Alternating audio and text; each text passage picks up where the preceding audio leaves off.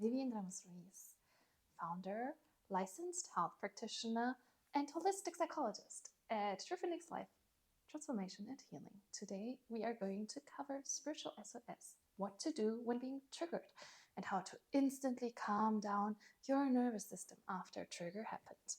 So, let's have a look at what a trigger actually is.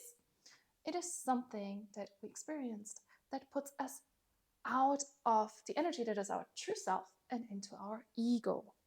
It is an ego reaction, a reaction of the ego to something that we perceived as harmful. This can either be a real harm or an imagined threat. In case of an imagined harm, we get taken back into the past, into a similar scenario where we perceived the trigger before, or where we had a specific feeling before, which reminds us of the current experience. This might even happen with people.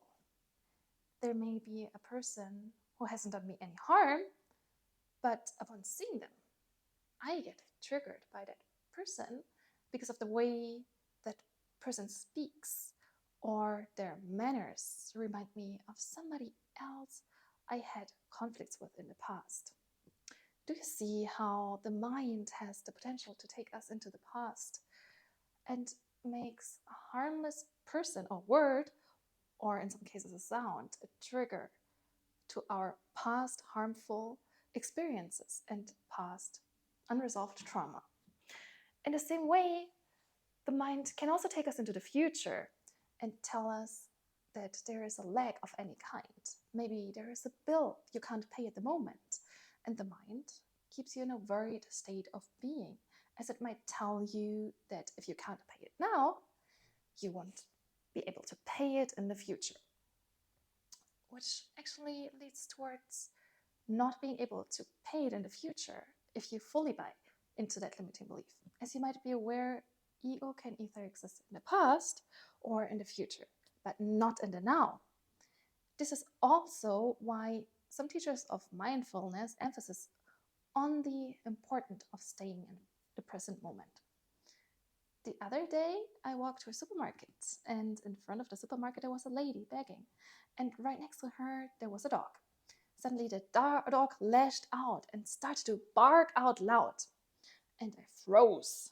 My husband was with me, and he continued walking, but I just stopped and stared. I was so afraid that I didn't want to walk past the dog. A little side note, I also didn't see from my perspective that the dog actually was on a leash. So how did I overcome that stressful response in my body and move forward? At first, I distanced myself. There is no need to force yourself to go through a trigger that evokes anxiety. You can distance yourself and energetically work through the underlying limiting beliefs in the subconscious mind as to why the trigger occurred. And sometimes they can go pretty deep. In my case, I found an unhealed issue in my DNA, my lineage. After releasing that issue, as well as the stress response, now I'm no longer responding to the same trigger in the same way as I did before. So, how do we regain immediate relaxation of the previously activated nervous system? Breathe is the first response. When we are shocked or fearful, our breath automatically becomes fast and superficial, activating our nervous system and our whole body. Focusing on our breath and slowing down our breath. For example, breathing in for 6 seconds, holding the breath for 4 seconds, and breathing out for 6 seconds helps the body to relax immediately and brings us back into the present moment. The second one is to ground yourself. Touch a tree and release all negative energy that you feel into that tree. From an energetic perspective, trees have the ability to transmute non-beneficial energies into unconditional love. If you're sensitive to energies, you might have noticed that trees emit unconditional love. Also, walking barefoot on the grass helps to ground yourself. Sometimes when I feel triggered, I feel that nothing can help me. Getting out of that space seems nearly impossible. The same energy that I feel coming into my energy field, I start standing out.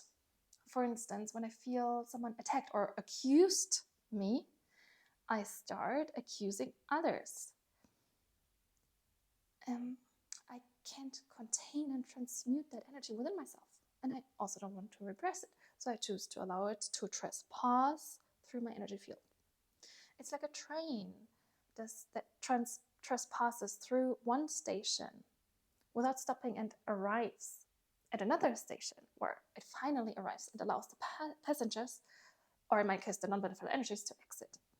In this way, innocent bystanders often get accused and involved into an argument they primarily just saw as in the observer's perspective. Good news! You don't have to repress any emotions or trespass the field so the other persons get the energetic attack. We're still the guards of our energetic field. If we identify a non-beneficial energy coming close to us, trying to enter our field, we can choose not to accept it and send it back to where it came from. For instance, if you receive a package from the mail carrier, it's still your choice whether you accept it or not. This same visualization technique I often use to send back energy to the person it came from. Moreover, you can also work your way through with energies. Bring the energy of unconditional love between your hands, place it over your head, and allow it to be infused into every cell of your whole body. If you can't use your hands, you can repeat the following statement in your mind until you feel a shift in your body. I call upon my higher self to help me move through this situation without physical or emotional hurt. I raise my frequency to the frequency of unconditional love. Remember, fear cannot exist in a space of unconditional love. What I realized is that fear is contagious, and so is love.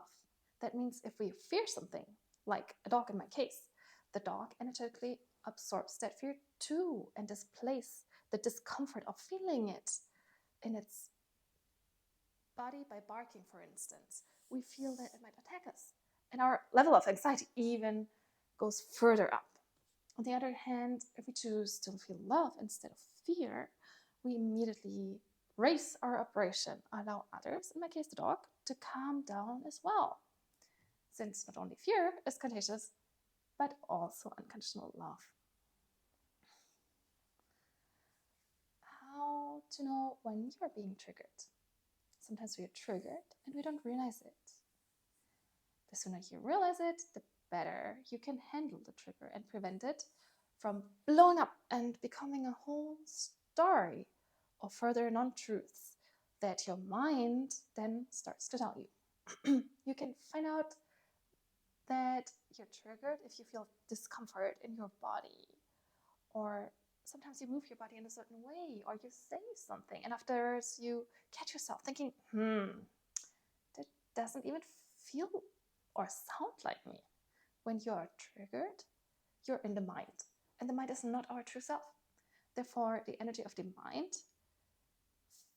mind feels somehow different, more forceful, less soft, loving, and as well, less authentic. It is individually different and also depends on the severity of the traumatic response in the body, which techniques might help you. For more severe triggers, other tools might be more appropriate. To resume, feeling triggered is always an indication that there are limiting beliefs in the subconscious mind causing havoc. So remember to subscribe to my channel. Thank you for watching this video. And sign up for a free explanation session on my website, truephoenixlife.com. Thank you so much. Bye for now.